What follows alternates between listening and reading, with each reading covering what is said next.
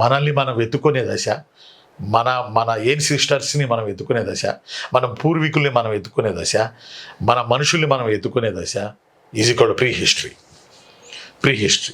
మానవుడు అక్షరదాల నుంచి పరిణామ క్రమంలో ఎలా ఎలా వచ్చాడో, ఎలా ఎలా అభివృద్ధి చెందాడో, ఒక ఇనప యుగం వరకు ఎలా చేరాడో, హిస్టారికల్ పీరియడ్ ఎలా ప్రారంభమైందో, ఇవన్నీ రకరకాల దశలతో వచ్చాడు మానవుడు. అంటే నేను చెప్పే విషయం ఏంటంటే, ప్రీ హిస్టారికల్ పీరియడ్, పాలియోలిథిక్, పాతరాతి యుగం, మధ్యరాతి యుగం, నవీనరాతి యుగం అని 3 యుగాలు ఉన్నాయి. పాలియోలిథిక్ పీరియడ్, మెసోలిథిక్ పీరియడ్, నవీనరాతి యుగం.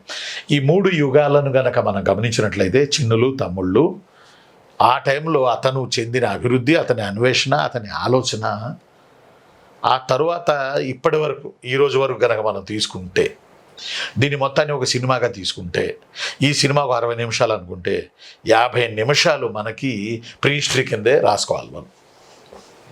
ఎస్ 50 నిమిషాలు మనం ప్రీ హిస్టరీ కిందే రాసుకోవాలి. జస్ట్ 10 నిమిషాలే ఈరోజు మన అభివృద్ధి, ఈరోజు మన డెవలప్మెంట్.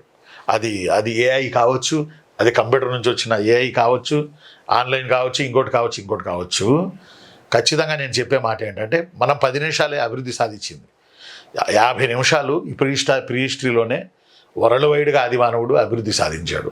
అతను ఆ రోజు చేసిన మూలాలతోనే ఈరోజు కూడా మన నిప్పుని కనుక్కున్నా, జంతువులను మచ్చిక చేసిన, లేకపోతే ఐరన్ని కనుక్కున్నా, లేకపోతే కాపర్ని తొలి మెటల్గా కనుక్కున్నా, ఈ థింగ్స్ అన్నీ మనకి ఎప్పుడు జరిగాయి అంటే ఆ కాలంలోనే జరిగాయి. ఆ 3 దశల కాలంలోనే జరిగాయి. మన సినిమా, మోడర్న్ సినిమా 10 నిమిషాలు మాత్రమే. అంటే మానవుడి యొక్క పరిణామ క్రమంలో, హ్యూమన్ ఎవల్యూషన్లో ప్రీ హిస్టారికల్ పీరియడ్ అనేది చాలా కీలకం. అందువల్ల మనకి ఏపీ హిస్టరీలో ప్రీ హిస్టారికల్ పీరియడ్ పెట్టారు. కాబట్టి ప్రీ హిస్టారికల్ పీరియడ్ అంటే మానవుడు మాట్లాడడం, రాయడం తెలియని కాలం, రాని కాలం, మానవుడిగా ఎదిగే దశ, ఆదిమ కాలం, జంతువుగా బతికిన కాలం. These are all symptoms called as a pre-historical period in entire world, not only AP. Right? అర్థమైందా మీకు నాన్న?